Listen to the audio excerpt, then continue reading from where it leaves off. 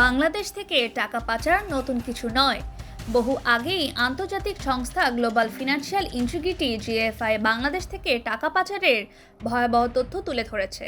সংস্থাটির হিসেবে প্রতি বছর বাংলাদেশ থেকে গড়ে প্রায় ৬৬,০০০ কোটি টাকা পাচার হচ্ছে, যা উন্নত বিশ্বের বিভিন্ন দেশ, যুক্তরাষ্ট্র, কানাডা, যুক্তরাজ্য, দুবাই কিংবা সিঙ্গাপুরের মতো দেশে বিনিয়োগ হচ্ছে।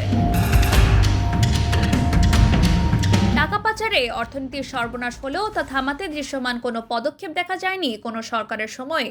তবে অন্তর্বর্তী সরকার ভাবছে পাচার হওয়া এসব টাকা ফেরত আসলে দেশের অর্থনীতি অন্য উচ্চতায় উঠবে। তবে এই কাজের সাথে অত্যন্ত ক্ষমতাবান মানুষরা জড়িত থাকায় সহজেই তা করা যাবে না জানা আছে বর্তমান সরকারের।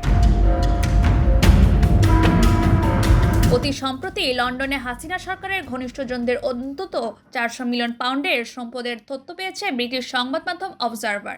তা নিয়ে রিপোর্ট করেছে বিশ্ববিখ্যাত পত্রিকা দ্য গার্ডিয়ান।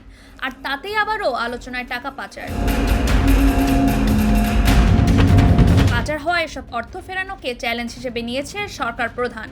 রোববার সন্ধ্যায় রাজধানীতে এক সংবাদ ব্রিফিংয়ে প্রধান উপদেষ্টার প্রেস সচিব শফিকুল আলম তুলে ধরেন সরকারের এই ঐতিহাসিক সংকল্প, যেখানে তিনি উল্লেখ করেন কাজটি সহজ না হলেও সেটি করতে চায় ইউনূস সরকার।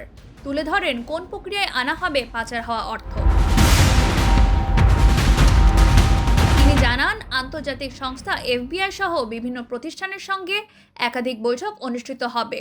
মূল উদ্দেশ্য পাচার হওয়া অর্থের সুনির্দিষ্ট অবস্থান চিহ্নিত করে দেশে ফিরিয়ে আনার পদক্ষেপ নেওয়া। প্রেস সচিব বলেন, টাকা ফেরত আনা বর্তমান সরকারের শীর্ষ অগ্রাধিকার।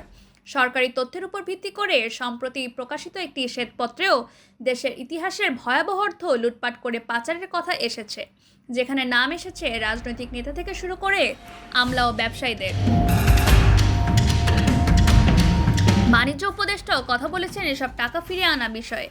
জানান, দুর্নীতি দমন কমিশনের নতুন নিয়োগের মাধ্যমে অর্থ পাচার রোধে আরও জোরালো পদক্ষেপ নেওয়া হবে।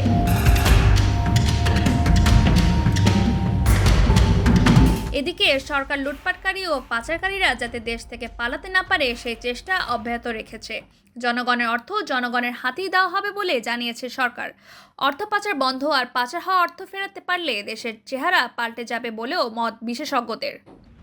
Naushin Tasim Rahman, Dhaka West news.